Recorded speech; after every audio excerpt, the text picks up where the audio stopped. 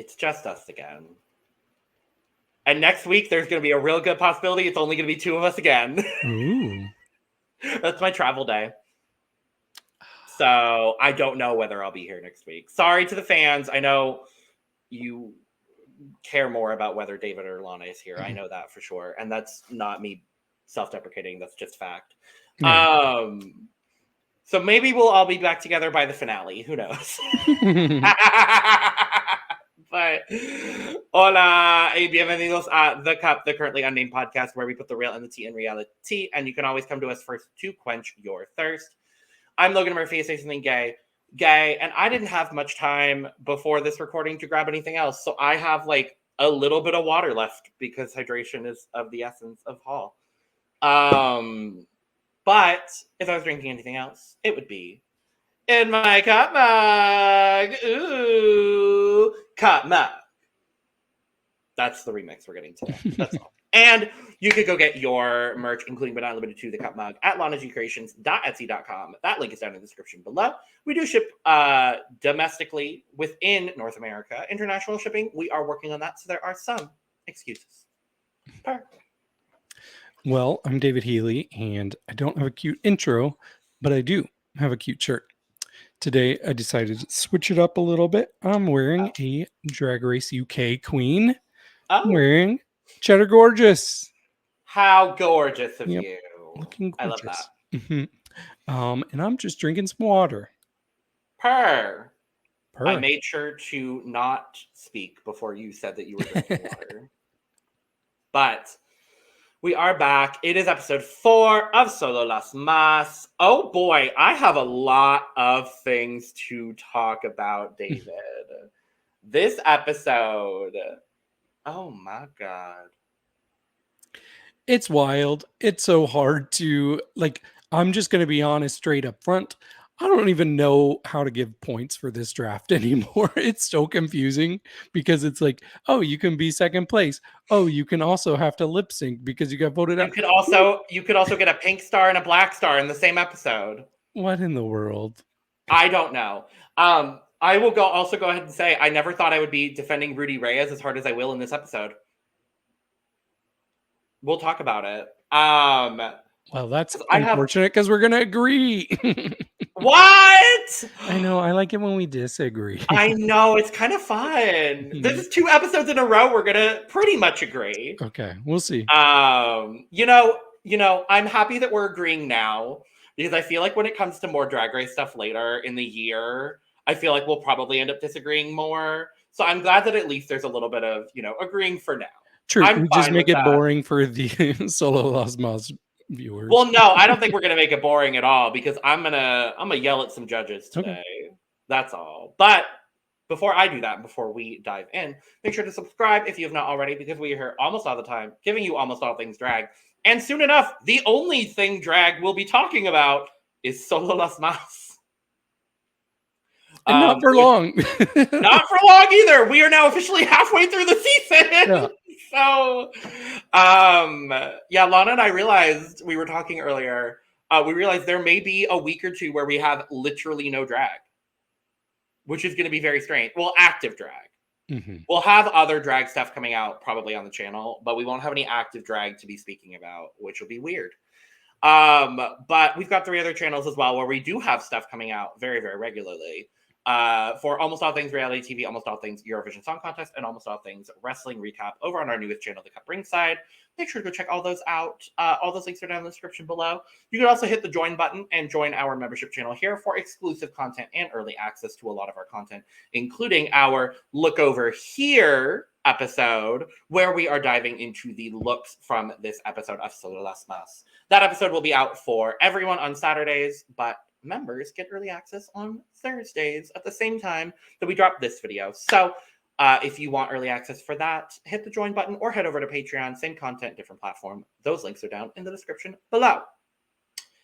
Whew. So that's a lot of intro to get through very, very quickly. But we start this episode with the goopery of Rudy Reyes winning a pink star last week, and we find out that the look was not what she wanted. Yeah.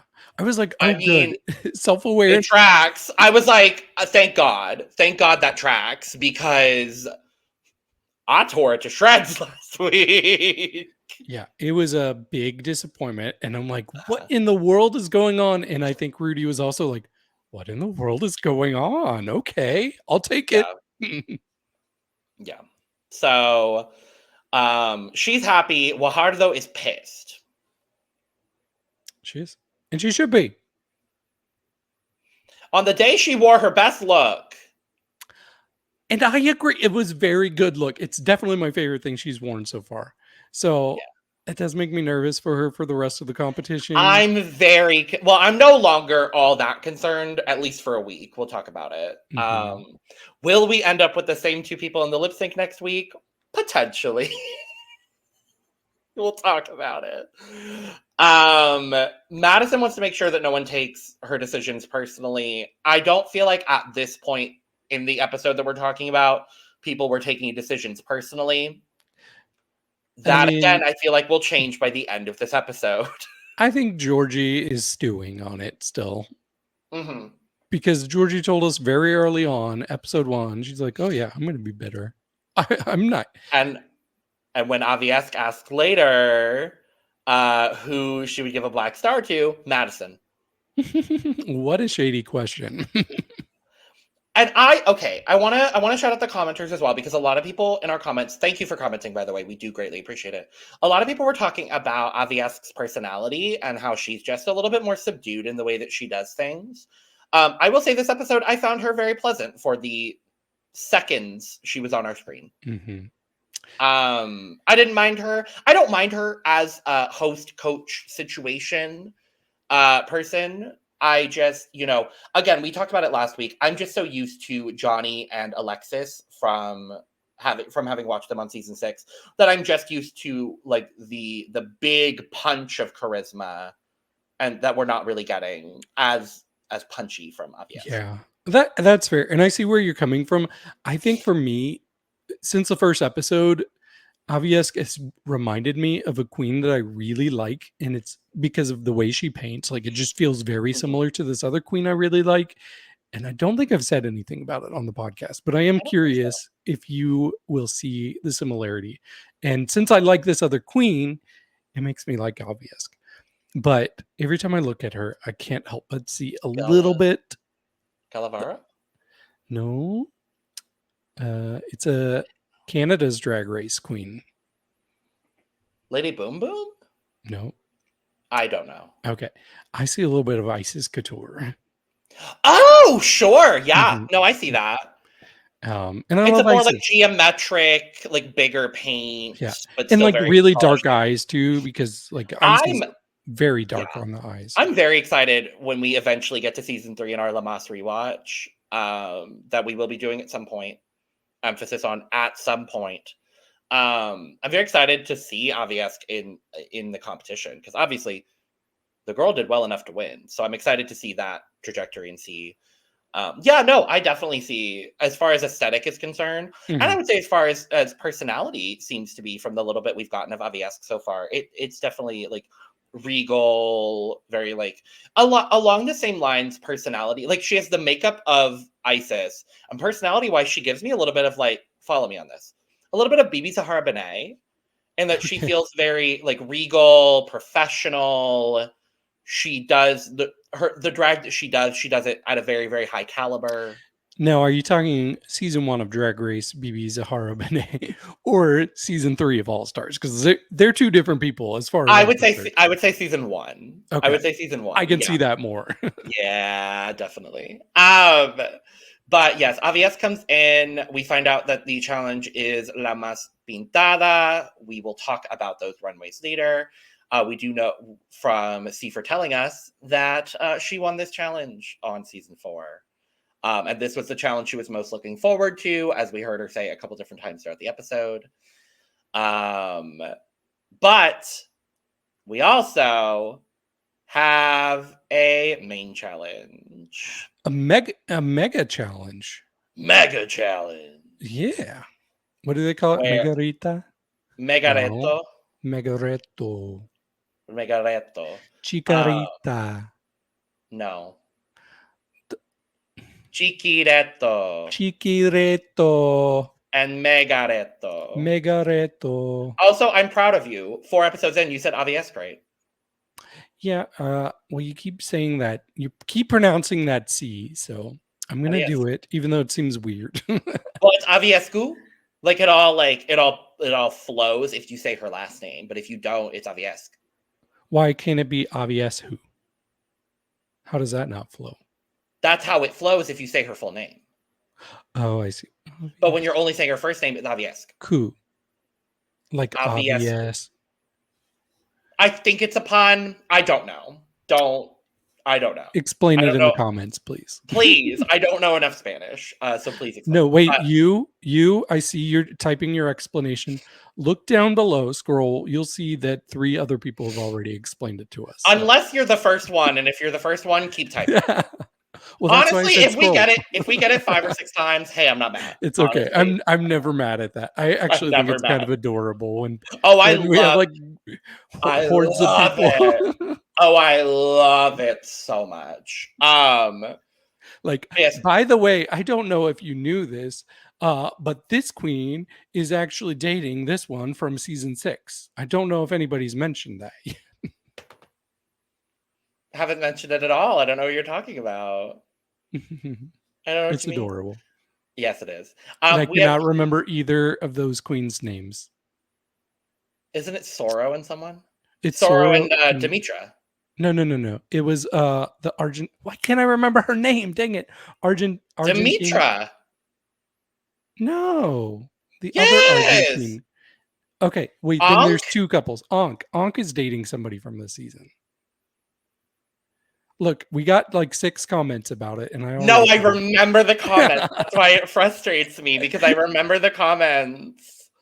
But I don't. Please comment below and let us know again. No, I'm gonna go look it up really quick because it's gonna bother me. Let's talk about our choreographer Yayo Maldonado, who is I knew who this was actually. I recognized the name. They've done a lot of choreography for a lot of big name people, and they are doing the choreography for our Jukebox challenge, which seems like a challenge they had done before because they gave no explanation. I'm excited to see when we get another one of these, and I was very excited that the person they were doing was someone I knew. Right. Because they're doing a Jukebox challenge on Thalia, who I love Thalia. So. Right. I was like, Selena, stop there. Right. Oh. We'll talk about the lip sync, because why the fuck wasn't it a Thalia song? All right. Who was the other? There was another one I recognize. I don't know.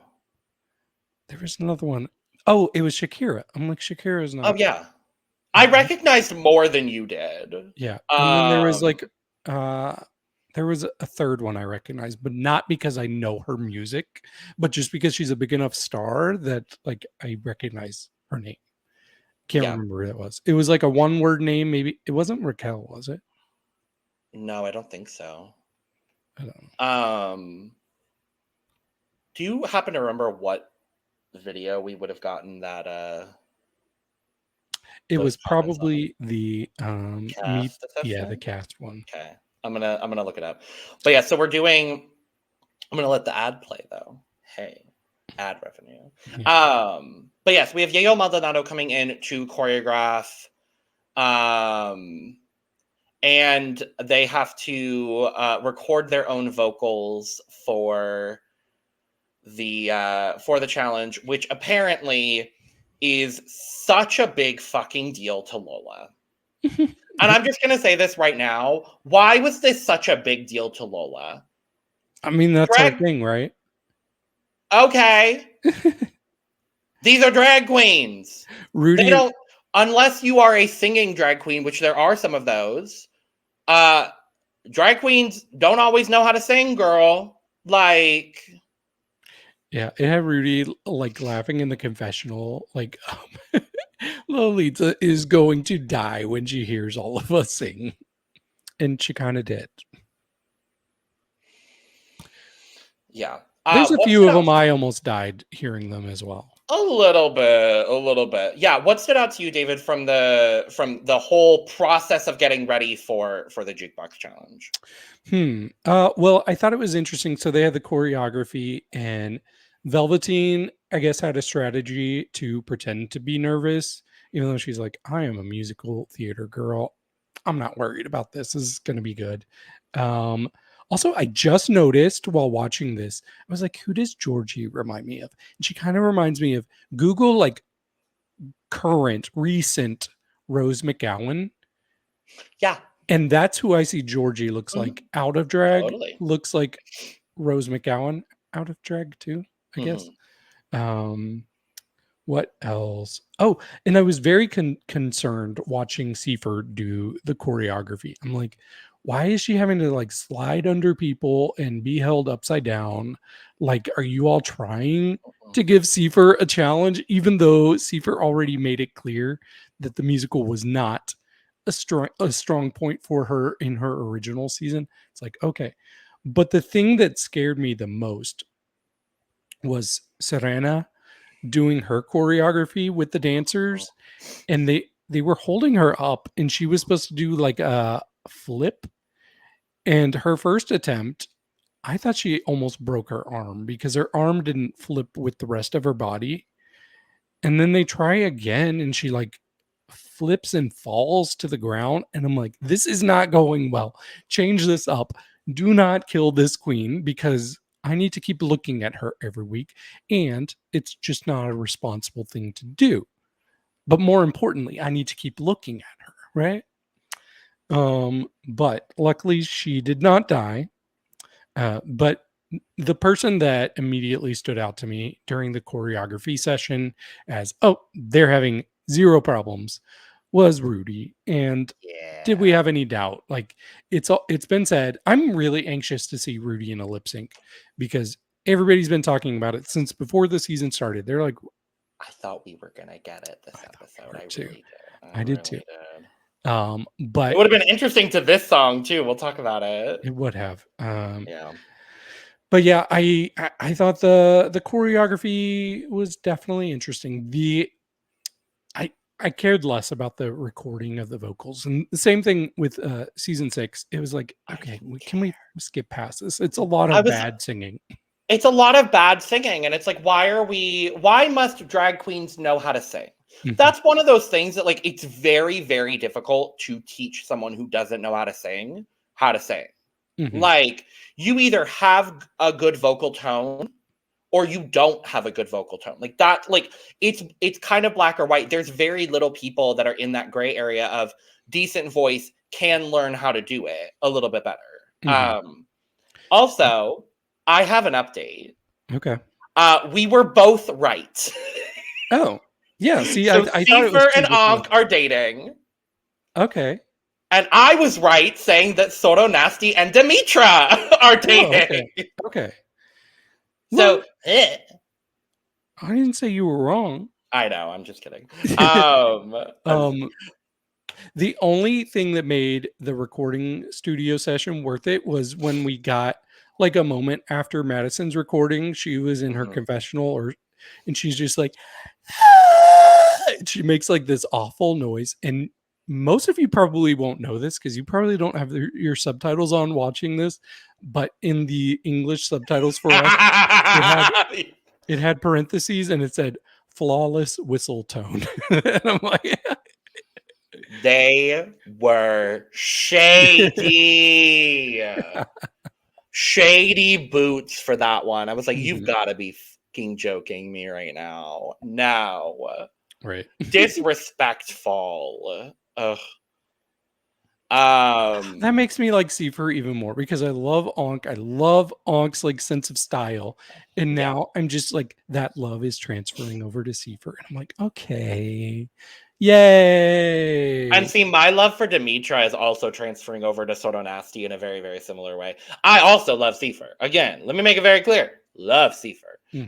I still think my favorite on this season is Madison, even though we did see a different side of her in this Nick's Lounge situation as they're getting ready for the challenge, David. We did. A lot of stuff kind of involved Madison. And it seems like there's so much we're not seeing. Yeah. And if it's in the Detrás de las Más, let us know, please, because I've thought about watching them. I don't think they have full English subs, which is honestly why I haven't. But if we're missing a whole lot of the like voting sequence stuff and like a bunch of stuff in the Detrás de las Más, I don't know. Okay. I'm asking this is me asking the audience. Because I'm very curious about these votes. Well, we have voting record for the first 2 episodes, but not the third. And that's coming from the fandom wiki page. Okay. And we have the ones that we got from this episode, but we don't have most of them from episode 3, so I'm not sure. But if there are things that we're missing that we're questioning that are in the Detrás de las Más, please let us know. I will try to watch them before my next episode that I'm on here, whether it's next week or the following. Because if we're missing stuff, I would like to have that context. Or you all could just let us know the context in the description. Either one of those things work. If I have to consume more content about this season, I'm not mad at that. I'm going to be honest. Not mad. But we're also filming this episode before the Detrás de las Más comes out. Okay. So, all of that. But yeah, it seems like there's a lot of stuff we're not seeing because a lot of this involves Madison. Georgie talks about how she's upset about the vote. Madison knows Georgie picked her in episode 2, so they're just like, it's a tit for tat sort of situation. Yeah. I mean, that was a good point. Madison's like, yeah, absolutely. Look, you voted for me. I just shared it back to you.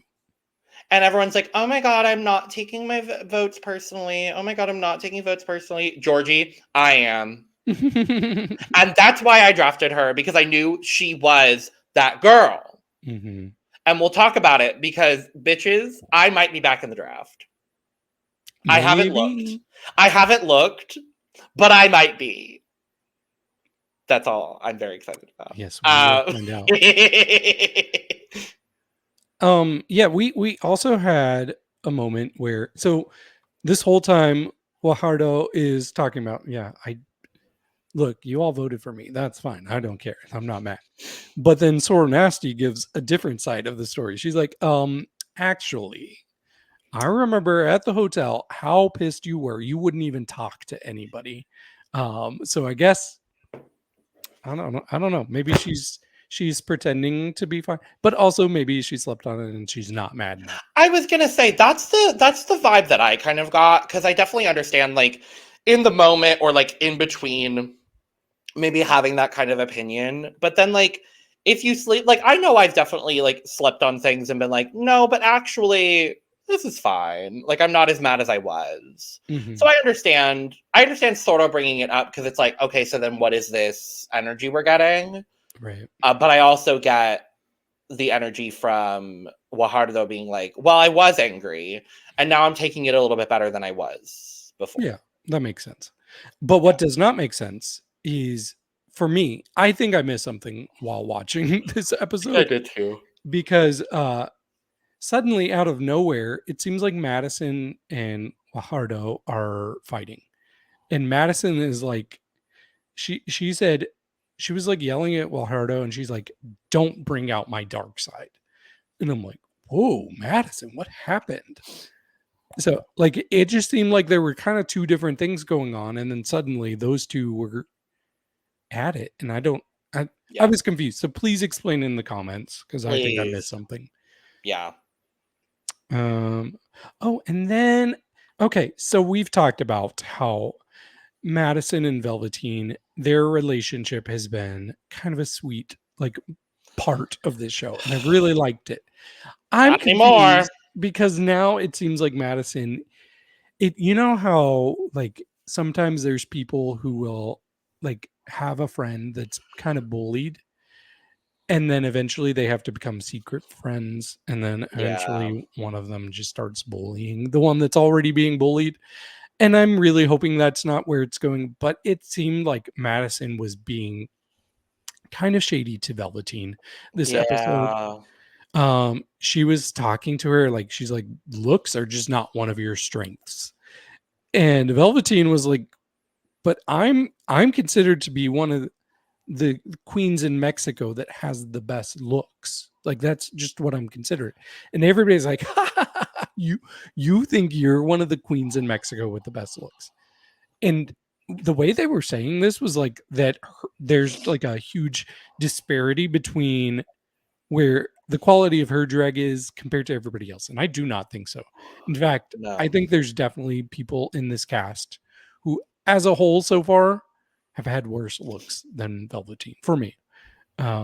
So I don't know. When I say Velveteen might be in my top 3 for looks this season so far, what about it? Like, on it, we'll talk about this one too, but not in this episode. Well, not. Hey, we're gonna fight. Are we? Maybe. No, I just meant not. I meant we're not going to talk about it in this episode. We're going to talk about it and look over here. Oh, I know. I'm just saying we might be fighting about it. Oh, maybe. Perhaps. And Velvy's crying again. And then to add on to it, she's like, Madison is like, so I heard that you were offered season 6 and this. Yeah. Which I guess would make sense given the fact that, so this filmed, I don't know if you remember this, David. This was filmed literally, I think, like a week after season 6 finished filming. I knew it was pretty close. It was very, very close. It might have even been a shorter amount of time, honestly. So, and I remember from what Tony was telling us, that Pixie and another queen were offered spots as like secret queens on this season. Right. So it might have been because Pixie dropped, because obviously she did Drag Race, and the other queen dropped. I don't know for what reason. It sounds like maybe them producers were like, okay, so then maybe we'll put you on season 6 as opposed to Solo Las Mas, because then you would be the only one. I don't know. I still feel like in my heart of hearts, I feel like Velvy would be having a better time if there was any other secret queen on this cast. Mm-hmm. I just feel like, and I really, really like, she's an easy target, and I really like her, and I really like her drag. I don't know how she would have done on season 6. Well, they were like, she would be out by episode 4. I don't know. Well, we also didn't think Ankh should have been first out, so what do we know? I just don't feel like, if we think about like the top 6, top 7, I mean, she could have kicked Kylie's out of where she ended up. I don't see her. I don't know if I see Velvy going beyond like 8th on that season, because that was a very strong top 7. Mm-hmm.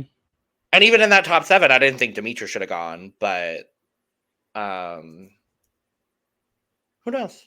I take her over Kylie's. I know you would. I might take her over Kylie's. I don't know that I'd take her over Demetra, though. I'm going to be honest. It would depend on our package. Yeah, that is a tough call. I think I'm like, that's the difficult call to make. Yeah, but yeah, I guess we could just move on to the pasarela. Mm-hmm. Let's do it. Where I remember y'all have been telling us about Roberto Carlo. Daddy Rowe is my favorite host so far. No questions asked. I loved him. I agree. Like, immediately. Like, honestly, within the first 5 seconds of him talking, I'm like, where's this energy? I saw this photo before I saw anything else, and I was like, I'm going to love him. Mm-hmm.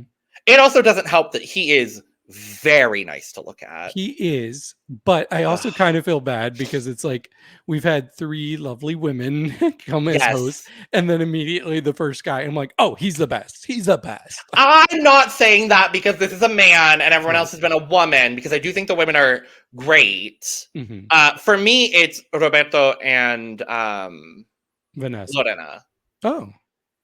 For me, it's Roberto, Vanessa, Lorena, and then Carla. I think I might agree with that, but Carla's wasn't even bad. Right. I'm glad everybody in the comments was like, yeah, Carla was not her favorite. But I'm just, hey, we only have one more episode after this, and then after that, We get Money Soul. And I'm very excited about Yay. it. I'm very excited about Money Soul. Again, hi. It's the only frame of reference we have. I'm excited for Money Soul. I still like him better than her, though. I think I might also. I think we're gonna have to go back and just do our Lamas soon, or rewatch soon, because I want to get to the meat of the good seasons. I want to see the good seasons. Yes. Luis for a third week in a row. Yeah, where's Alfonso? Where's he been? I don't know. What if it was never planned for them both to be there? What if Alfonso was there and then something went bad and people were like, no, we got to replace him. We can't have Alfonso. Luis, come the here. outfit he wore in the first episode was so atrocious and disgusting that they said, nah, we're good, bro. You showed too much skin for YouTube, so if he doesn't show up next week, I'm gonna run with that theory. Yep. Let us know your theories in the comments below. I would like to know. And then I thought Lola looked great. She did. I didn't agree with some of the things she had to say in this episode. We'll talk about that. But yeah, I was like, I love this high pony. This it's not Sasha Colby level pony. It's more Ariana Grande level pony, but I like it. The garment's cute. At first, I thought the tool was also her ponytail. Oh no, like, that's so long. No, that's just Tool. But for me, I think Daddy Row looks the best out of everybody by far for me. So let's talk about our jukebox challenge, La Mas Thalia. I'm going to say overall, I thought this was fine. Yep. There were only a couple people for me that really, really stood out as far as very strong performances. I think I only had one really strong. And your really strong is one of mine, which is Rudy. Don't spoil it. No, it's okay. We don't have to do everything linearly, David. We don't have to. Okay, start with Georgie. Okay, Georgie was first. And you know what? I'm going to give my rankings as we go along because I ranked everybody immediately after I watched, before I heard a single critique from the judges, because I do disagree with some of them. But I put Georgie as my number 2. She was my second favorite. She sounded a lot better than I thought she would based on that rehearsal. And I think she's a very good performer. Like, she clearly seems to have some of the best, like, natural performance skills of anybody here. So I really didn't have any complaints. It was just a very solid performance. And I thought her look was okay. But we'll get into that a little bit more on Look Over Here. I'm going to be 100% honest. I don't care for anybody's look. Oh, really? Not really. There's one or two that I think are cute. But honestly, most of them I didn't love, and we'll talk about it more and Look Over Here. But looks were not a strength in this challenge for me. I had Georgie as my favorite, actually. Okay. It was a very, very strong start. Because she's on your draft team. No, just kidding. Because I think she really did well. I was my favorite's on my draft team. Yeah, so fuck you, David. Whatever. No, I really thought Georgie came out very, very strong, had the choreo down. She was one of the few people that lip synced the whole thing. So I was happy about that. But yeah, I just really thought she did just a great job. So. Well, next up we had Fajardo. From first to worst.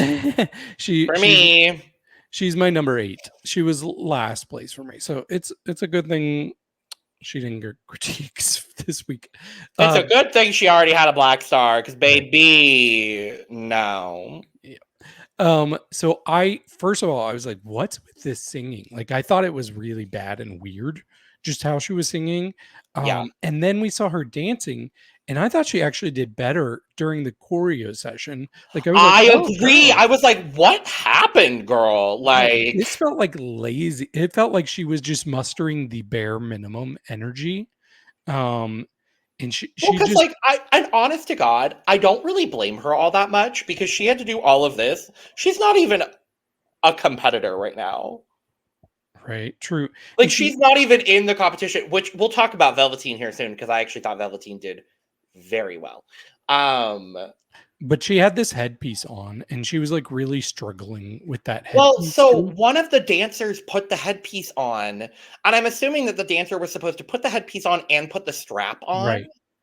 and that he didn't. So she had to like improvise, dropped a bunch of choreo, put the thing on the headpiece, and then I think honestly that just derailed the rest of her performance. Hmm. And I will say, like, I'm not going to get too much into everybody's looks until look Yeah. over here, but usually if I'm watching, the look is neither here nor there. It won't really affect how I feel about it. For her, this was so bad and so unflattering Oh, that it really distracted me. I'm gonna dive into it later, but I have the same thoughts. I was mortified for her. This was I not. was like, and we'll talk about her look a little bit here and a little bit there, because her look later, I was like, so what happened? My big critique is just what happened, girl. This was not her performance. No. And it wasn't really Soda Nasty's either. No, I didn't think Soro was a ton better. Okay, she was a big jump ahead of Wahardo, but she was my number 6 out of She was 8. also my number 6. Oh, okay.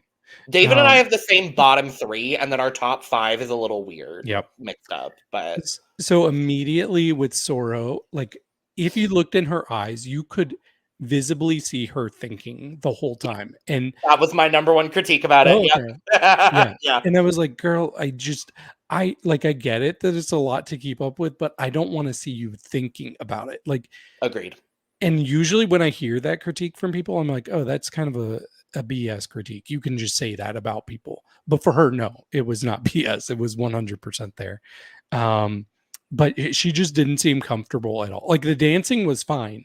She just didn't look comfortable. And the singing was so auto-tuned for her. I just felt kind of awkward watching her. She actually had my favorite look, funny enough, in the challenge. I really liked her look here. Like we've seen this, haven't we? We've seen her wear this. We've seen something similar to this. I still liked it though. Yeah. Well, that's fair. Yeah, I had the exact same critique. It felt like she was going through the motions. mm-hmm. I had her 6th. I might have honestly maybe put her 7th, only because you know what? I'm actually going to change my ranking. I'm going to give her 7th. Okay. Because I'm thinking about the girl that I had at 6th. And I think she did a little bit better. So yeah, Sora's going to be 7th for me. But I do think, again, it is a big jump up from Wahardo. Mm-hmm. So, and another big jump up when we get C-Pher, who I didn't recognize. If they didn't have the record with their names on it, and you asked me to name who that was, wouldn't have told you. Mm-hmm. Yeah, it was a very different look for her because she's so creative, and this is pretty girl. We're seeing a soft, yeah, I was going to say we're seeing a soft face from her, which is something I hadn't seen from her yet. And I kind of love it. I love her out of the box aesthetic. I really, really love it. And we'll talk about her look here for the runway. I really enjoyed seeing this softer makeup. I love this look too. Mm-hmm. Yeah, I like the faucet boobs. I thought that was interesting. So cute. But I thought they worked miracles with the auto tune for her because she sounded so much better than she did in the rehearsal. So I was very impressed with that, and she just kind of was the opposite. Like it was interesting having her go right after Soro Nasty because I felt like Soro may have been one of the most uncomfortable looking people. C-Pher, even though she was worried about this challenge, you could not tell it by looking for her. She looked so comfortable out there. She really kept up with the choreography. For me, she was my third favorite of the night. I had a similar critique for C-Pher that I did for Soto. There were moments, especially in the super close zoom up, there were moments where I noticed she was thinking about what she was doing. No. Shut up. I had C-Pher fifth, but it's a very strong fifth. Okay. It's a very strong fifth.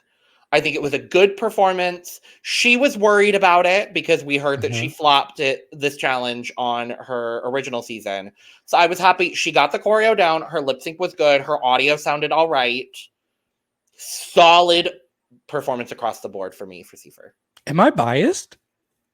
You might be a little bit. I'm trying not to be. Like, I really like. I don't know that you are. And again, if you had this as number one, I would say you're biased. Yeah. I think third is realistic, just because I also think, and that kind of plays into the next person, which was Velveteen, who I have a little bit higher than you did because I thought her overall performance was a little bit stronger than C-Pher's. I have Velveteen at fourth.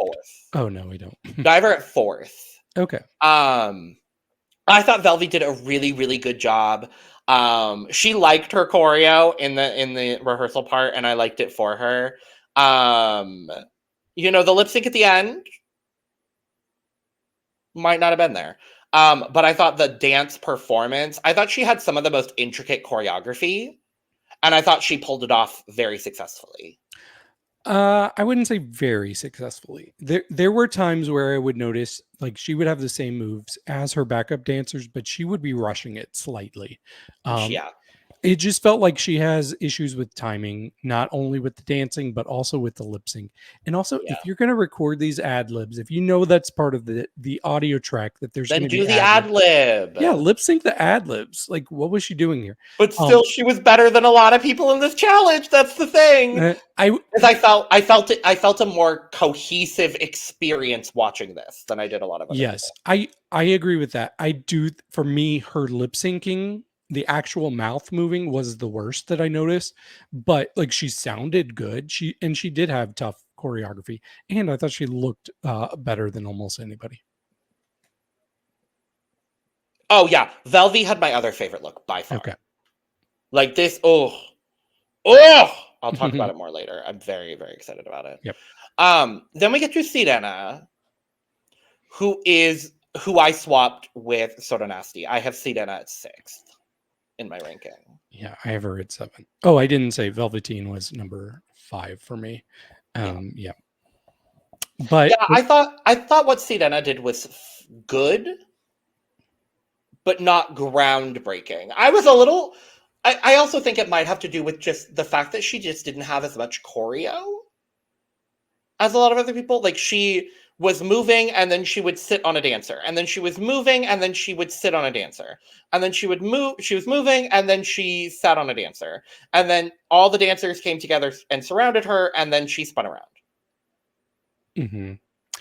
Yeah, I think for her, among out of everybody, I was the most bored watching her. Like, I didn't get excited, and I think I had high expectations for her. I thought this would be something she would be good at.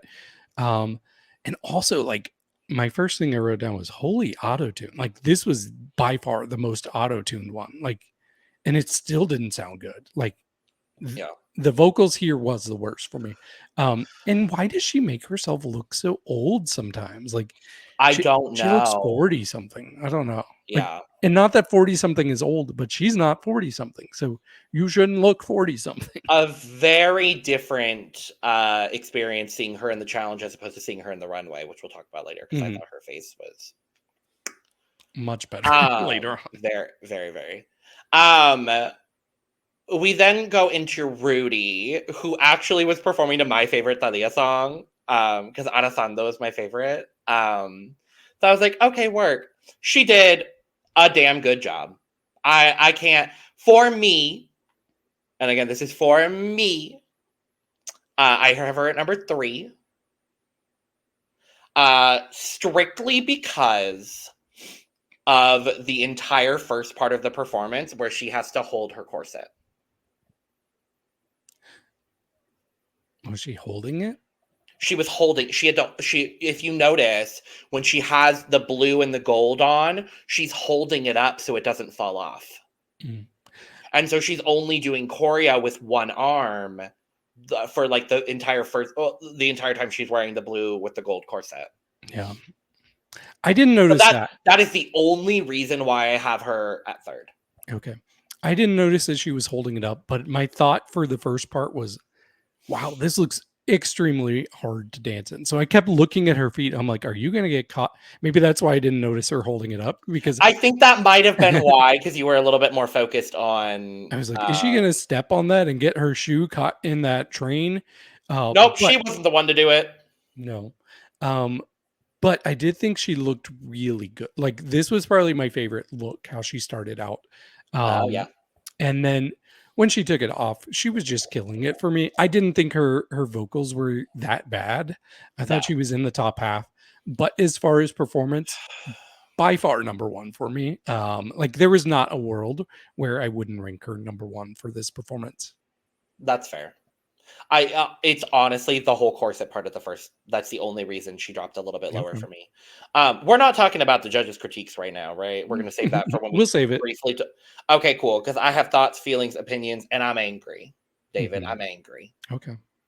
But we'll talk about that when we talk about the runways here briefly. We close with Madison, who, if I remember right, does Thalia. Oh. Like, because she's a very well-known celebrity impersonator. I believe she does Thalia because it seemed like that's the vibe she was doing, is that she was doing Thalia. Because again, I said it last week, the makeup transformation on this girl is everything to me. I think she was trying, let us know in the comments. I think she was trying to do Thalia here. For me, Madison was my number two. Okay. I thought everything she did was very well executed. She was in time with the dancers. Her lip sync was good. Her vocal was pretty good, all things considered. And I thought she just had this charisma about her on the stage that I really enjoyed. I might be biased towards Madison, is kind of what I'm learning in this moment. But yeah, I had her at number 4. And I do think she might have had the biggest challenge here because she had some pretty complicated choreography. She had lots of reveals, like costume changes, wig reveals. She had a lot going on. I did see a little bit of discomfort in her eyes, and it was hard to get expression. The way she painted here, like, I get it if she's going for a Thalia look, but it was hard for me to read expression in her eyes with how she was painted. But overall, I thought that she lived up to the challenge as best as she could. So she was still number 4 for me. Fair. That's completely fair. I think we just both focus on something a little bit different when it comes to performance. Yeah. But so it looks like our combined number 1 would be Georgie. Seems like it. Yeah, because if you had only one in both of our top 2, yeah. Yeah. So it would be Georgie, and then it would be Rudy, and then it would be Madison. Sounds right. And then C-Pher. Yep. Yeah. That feels... I was going to say, our rankings are not so off that I'm like, the fuck, David? But no, we're good. So, La Más Pintada from season 4. Hi. Very excited about this. If you know anything about me, you know that I love art. So this runway was like, yay, all of the arts. And I cannot wait to dive into it, all of it later when we do look over here. But we're going to talk briefly about these looks, talk about the critiques here as well.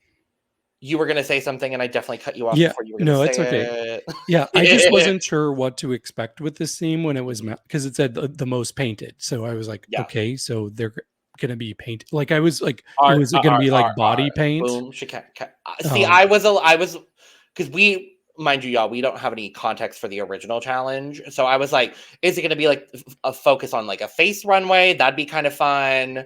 I figured it could be something art because obviously we had La Más Frida on season 6. So I was like, it could be something like that. And we kind of got La Más Frida again. Yep. But it was kind of La Menos Frida, though. But yeah, I was very excited. I was like, oh, this is so fun. I love it, I love it, I love it. But first up, Valvy, who obviously didn't get critiqued.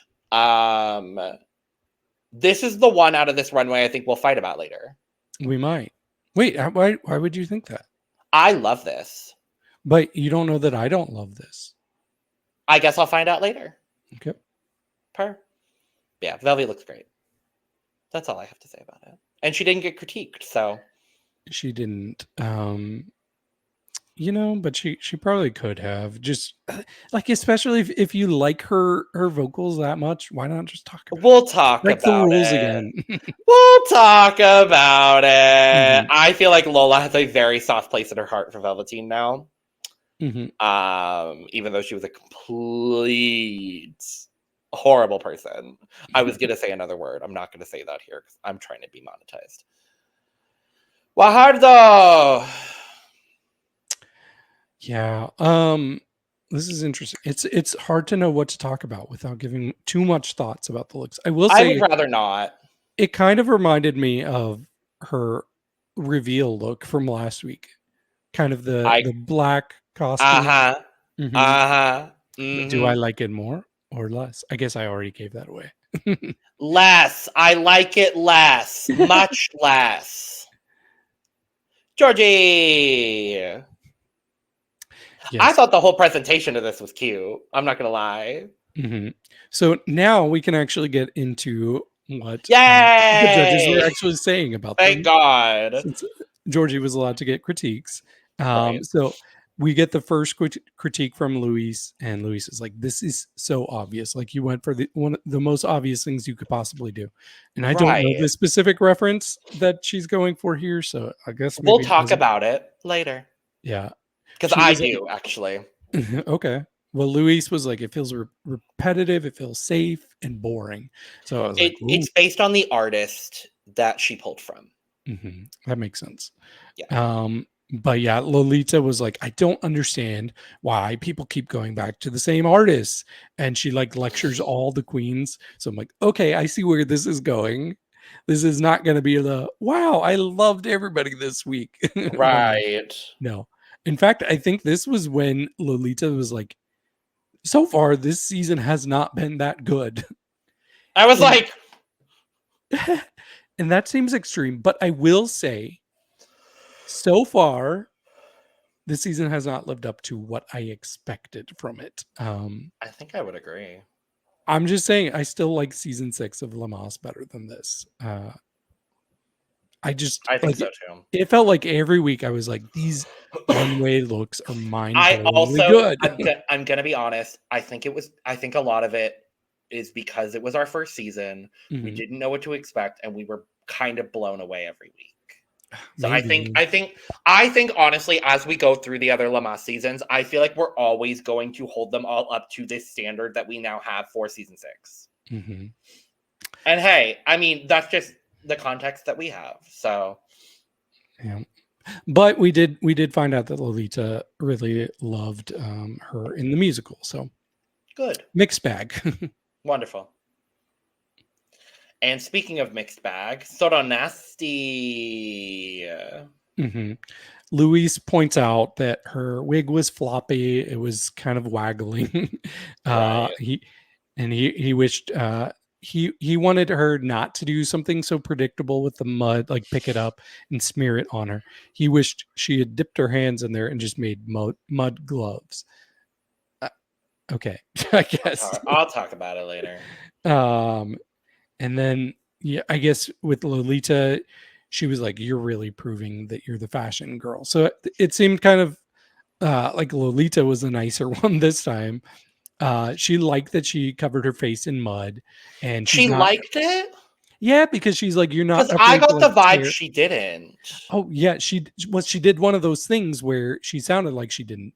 But then she was like, okay, I like that you're able to like tear down and not rely on being Lola confusion. I know. Girl, I am confused.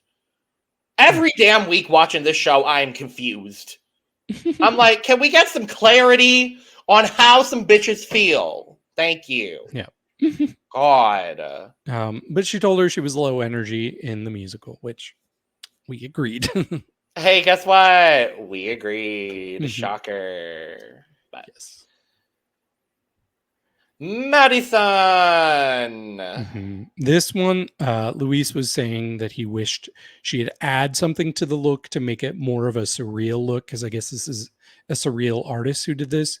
I mean, that's a fair criticism there. Yeah. And then I think Lolita was saying she wanted something magical. And then she started telling her how insane she is for the musical. I'm like, wait, is this good insane, bad insane? I'm still not entirely sure. She tells her she can't sing, but she's loca. So I think that was like, girl, what are you doing? You're so good in that performance. You can't sing. But girl, you were so good. That's the vibe I got from okay. That's kind of what I got too. And I get it because she did a lot of impressive, like I said, I think she had the toughest choreo going on. Yeah, so definitely. But still, it is confusing. Deciphering whether Lola likes somebody or not each week. That's a new challenge. I don't know if Lola likes someone until I see what the star situation is. That's honestly where I'm like, okay, now I have a better idea of how you feel. And they both of the judges are like, we want to see you not put yourself in a box and not put your drag in a box. And this was after Madison said something. What did you catch what she said to them? Yeah, she basically was trying to, and okay, this goes to, and I have this thing to say about Madison and Rudy when they're doing their whole situation. I was so frustrated with both Luis and Lola in this episode because it felt like they both just wanted to talk at these queens as opposed to the queens saying anything about their look. Because Madison basically was trying to be like, well, this is the way that I wanted to interpret this. I understand I could have gone bigger with this. I understand that I could have done more, but this is the way that I wanted to interpret it. And this is when Lola was like, I'm defending your, like, you can do all of that, blah, blah, blah, blah, blah. I have more things to say when we get to Rudy's part later. But she was basically just like, yeah, you can defend your drag, but also I can critique the way that you're doing your drag. Was basically the energy that I got. I was like, okay, whatever. This wasn't where I got fully frustrated with the two of them. It's when we get to Rudy, which, hey, guess what? We're here to Rudy. The way, and I don't love this ensemble. I'll talk about it and look over here. I don't love this ensemble overall. I think picking Frida Kahlo was not the most ingenious pick. And she obviously didn't know that they had literally just done La Mas Frida probably 2 weeks ago at this point. They didn't do it. Exactly. My point is, Rudy was trying to explain herself and ask for like clarification on the critiques. And it seemed like Luis especially, because they don't even really bring up how well she did in the challenge. Luis's entire critique is that Rudy basically isn't listening to what he has to say. And so none of it is about the challenge. None of it is about the runway. And instead it's about how he gave her attitude last week, which I do understand. And I do agree with a lot of that.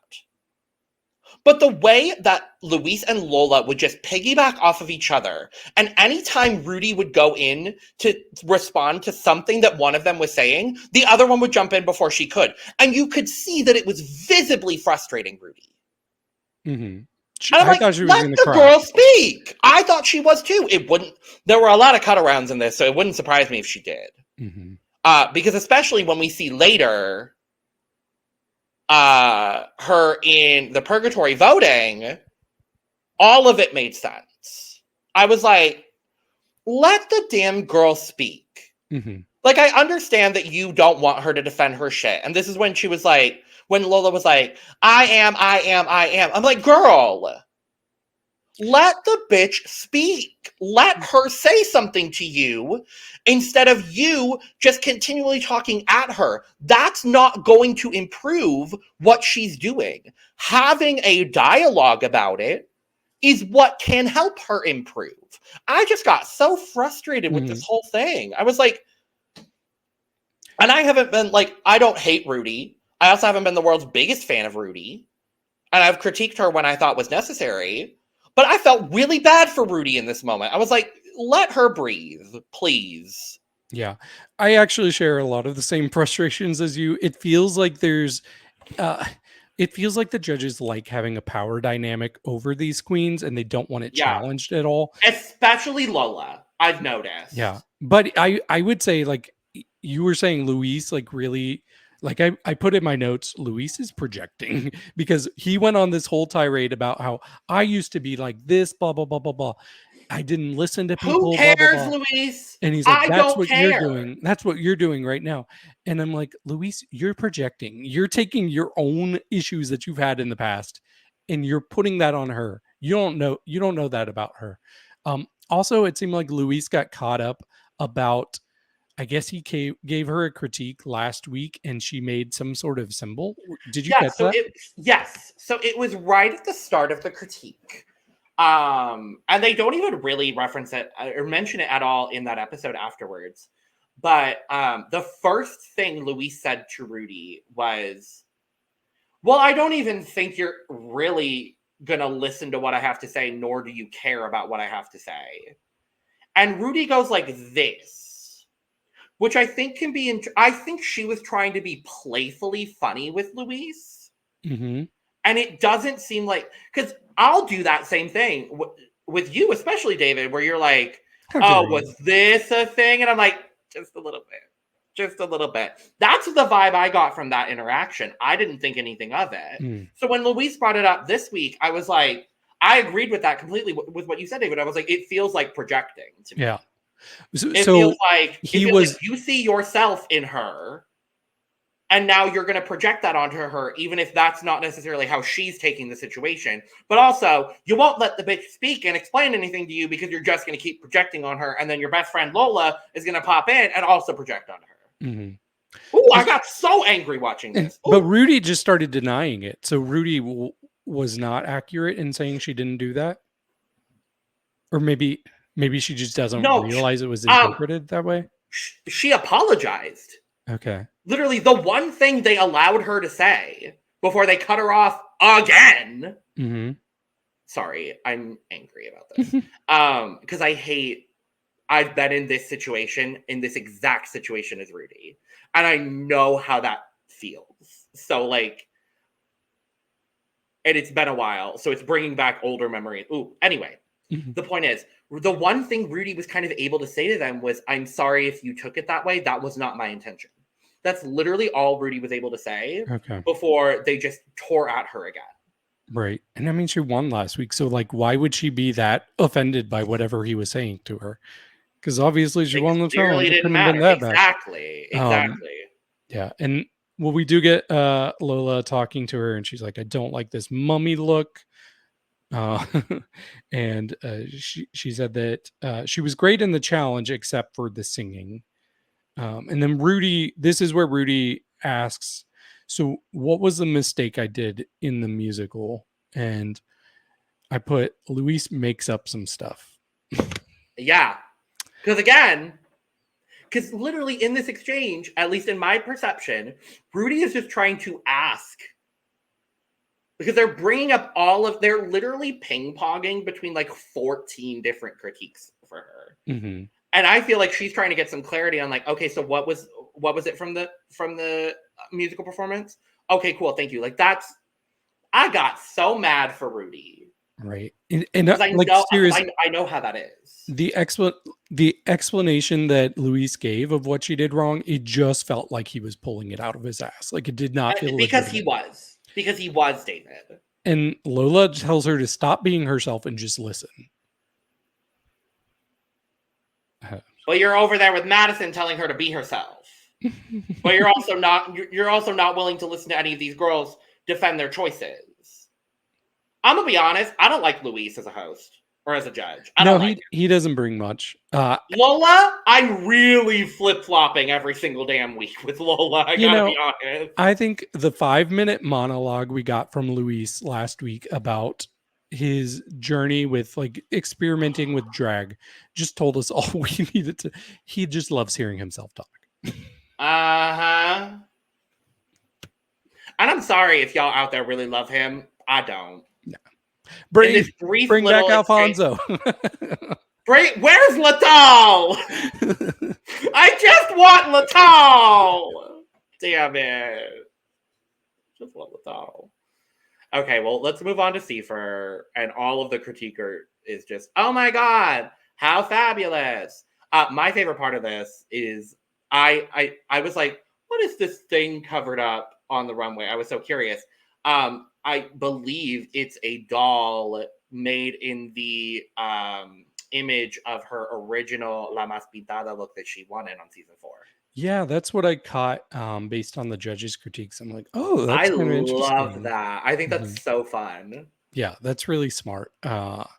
And it's a cool look. So it's almost like Inception now. Right. Yeah. I was like, I love this.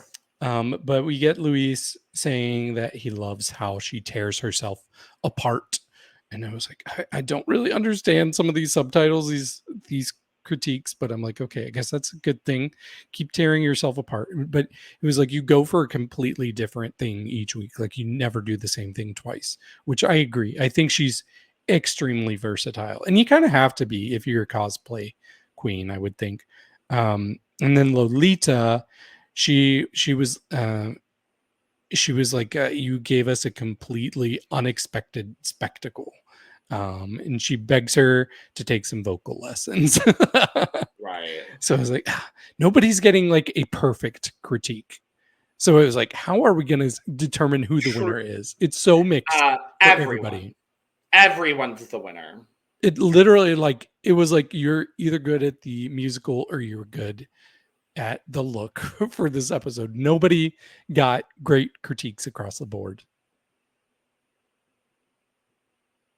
Yeah, I was just like, okay, whatever. And then last is Sirena.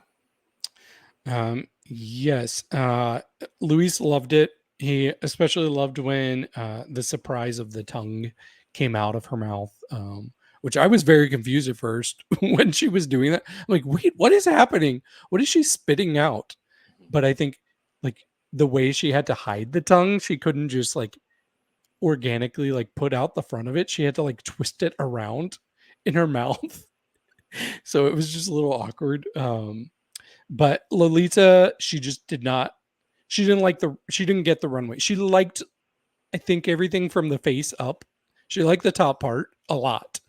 But everything else she didn't like because she saw, I didn't write down. She gave, it was a combination of Chewbacca and somebody else. So and I kind of see what she's saying with the Chewbacca. Oh, it was the artist of the painting. Oh, okay. Yeah. But yeah, she loved the top part. She called her out for having some lip sync issues in the musical and not being able to sing very well. So not gonna get her third win in a row. I honestly, for a second, thought it was gonna be. Really? Until Lola made her comment, I was like, is this bitch about to get 3 wins in a row? No, she's one of the only people that didn't get a star in this episode. So we go to vote. And well, first we got to find out who is not eligible to get a vote. Oh, I forgot this happened first. Yep. Yeah, so this happens first. So we got all the fucking stars in the damn world. So we find out that La Más Pintada again is C-Pher. Yay! Yay! Spoiler, I completely agree. I think my scores are going to be really close for a couple of people. I'm going to be honest. This runway did impress me. Yep. If I'm going based on my thoughts in this exact moment, I think I would agree. Yep. For me, it was 100. Like it couldn't have been anybody else. For best look, no. Sounds good. Yeah. I think that's 4 weeks in a row where she's my favorite look. Probably. It wouldn't surprise me. But they do also crown the Casimas for the runway, which was sort of nasty. I was surprised. I don't think I would agree with that. No.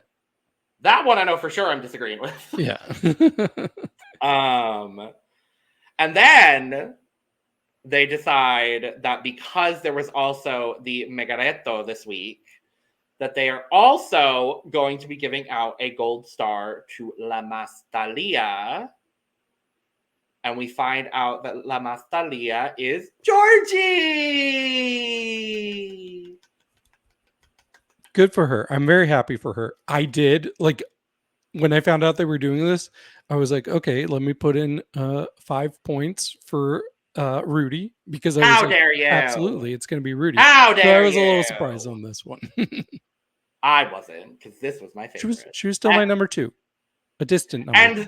And then Lola, being Lola, is like, so can I give out a Casimas to the person that I think had the best vocal? And I was like, girl, for what reason? For what reason? And then she announces that she's giving it to Velveteen, and I said, well, okay, I can't be all that upset about that, honestly. And I knew it had to be. Like, I was like, you didn't really praise anybody's vocals. Anybody's. So I was like, and it can't be Guajardo. No. And I was like, and Velveteen actually sounded the best of them. So and then Velvy had what Luis called a moment at 3 a.m. after the clubs, which honestly, agreed.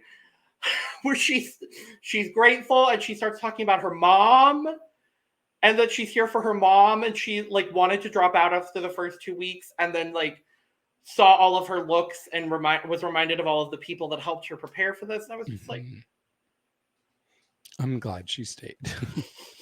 I'm very glad that she stayed. I'm very glad that she's on my team. I'm very glad that she slayed this week, because it was very deserved. And now she has, what, 2 pink stars? We'll talk about the star count at the end, because it's only she has gone 2 pink stars? I think so. I don't remember, but I thought she only had 1. I'll talk about it later. So this is where we go to the purgatory voting. And we ultimately find out that the person voted in is Soto Nasty, which I think is absolutely wild to me.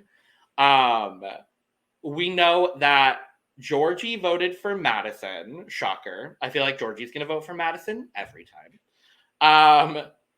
We see that Soto votes for Rudy based on performance. But did you notice what she was doing? She kept going over to C-Phers, and it wasn't like one of those like, oh, which one's it going to be?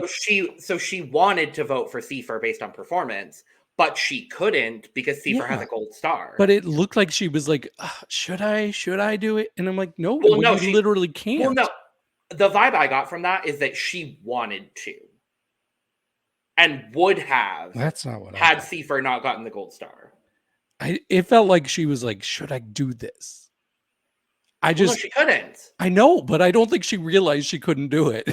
I think she was confused. I feel like they literally said it on the runway. I know, but I still think she was confused. Everyone's confused, David. Velvy votes for Sirena. Sirena votes for Soto Nasty.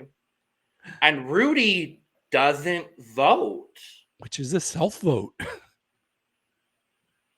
So then it has to be that C-Pher and Madison had to have voted for Soto Nasty.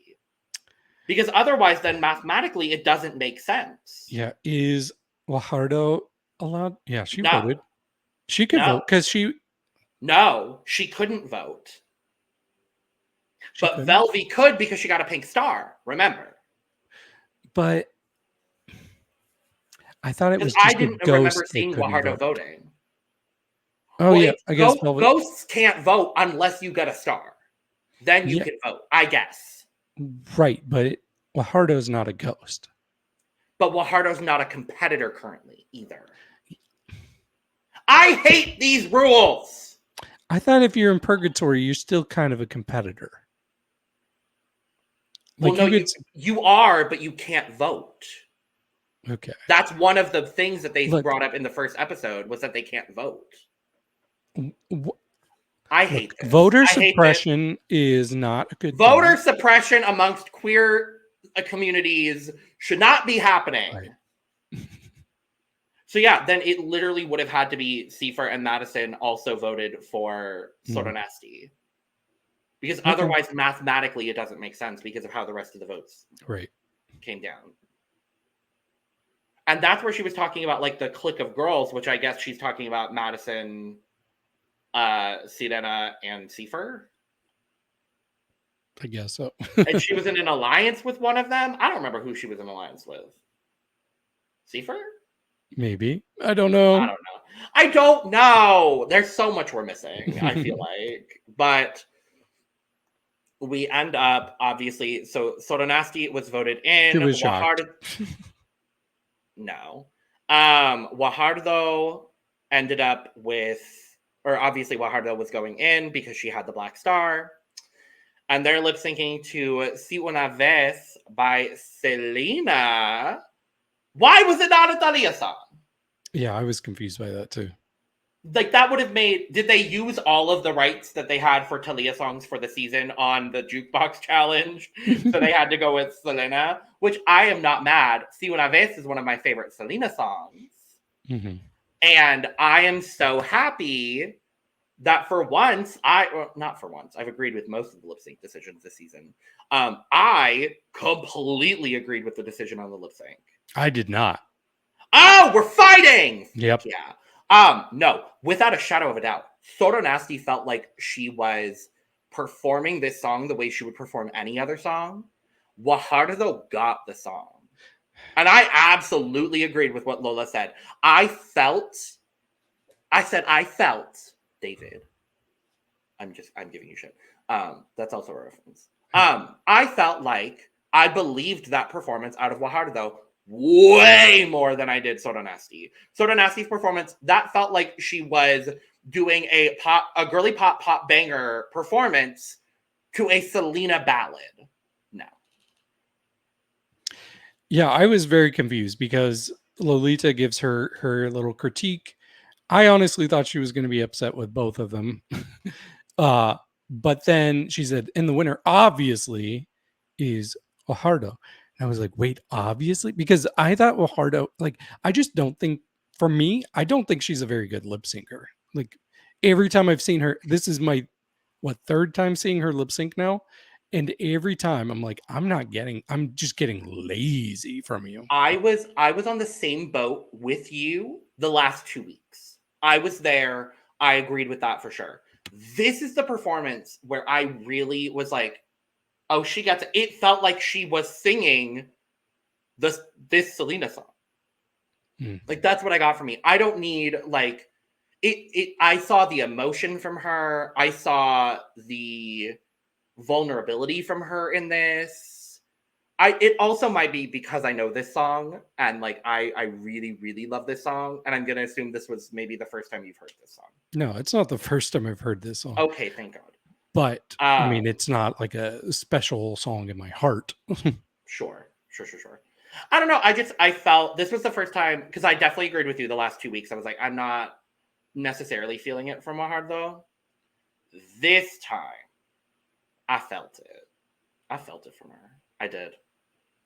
So. And so did Lola. Yeah. And who would have thought 4 episodes into this season that Sorta Nasty would have a black star? Ooh, that is nasty. Nasty girl. Don't mean a thing.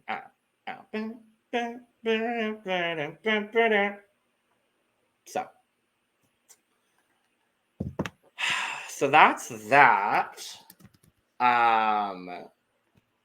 Let's do star count real quick. Because that's getting very interesting at this point. So we currently have I'm just going to go alphabetically because that makes the most sense in my heart. So C-Pher currently has 2 gold stars and 1 pink star. Georgie has 2 gold stars. neither of which are from a runway challenge. I love it. I'm so here for it. Guajardo has no stars because she is now back in the competition. So good for her. Madison has 1 pink star. Rudy has 1 pink star. Sirena has 2 gold stars. Soda Nasty has 2 pink stars and a black star. And Velveteen, I was wrong earlier. Velvy has 2 black stars and 1 pink star. Mm-hmm. Interesting. Isn't it? Yes. What does this all mean? I couldn't tell you. Yeah. I really couldn't tell you. Trade those in for anything? I'm wondering whether episode 7 we're going to get a similar like lip sync off situation, like what we did on season 6. Oh. So like they'll do a runway, they'll crown a winner, and then it'll be like a lip sync tournament to decide the top 4. Mm-hmm. And I'm wondering if stars have something to do with that. How many pink stars equals a gold star? Who knows, David? This really, now that we're halfway through this season, this format really feels like we're making shit up on the fly to make sure that the people we want in the top 4 make the top 4. I thought it would make more sense by now because we're halfway done. I could tell you pretty clearly who I think production wants in the top 4. C-Pher, Serena. C-Pher, Sirena, Rudy, and Georgie. Okay. Not Soro? I don't think. I think if they wanted it to be Soto, they would have given her the win last week. Okay. So, and if it were to be a top 3 in that scenario, I feel like then it would be C-Pher, Georgie, and Sirena. Mm-hmm. Because I feel like in a final performance kind of situation, it's easier for them to give the win to C-Pher because that's just the energy I'm getting is that they want to crown C-Pher. And I'm not mad at that. Me neither. I'm not mad at that at all. But that's the energy I'm getting from it. So with that being said, thank you for joining us for our episode recap for Solo Las Mas, episode 4, draft update before we go. I was including it in my outro, David. Oops. Well, you still are in last place with 20 points. What? Yep. How did that happen? It's because Velveteen is still a ghost. So even with Georgia getting a win, Velveteen is dragging down your team's score.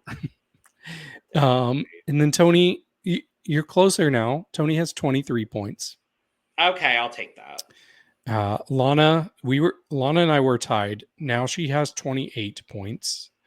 And I have 31. Because you have C-Pher. Yep. Well, thank you so much for joining us for this episode recap. Make sure to check out our complimentary episode coming out after this for Look Over Here, where we dive exclusively into the looks from the Jukebox Challenge as well as the La Mas Pintada looks.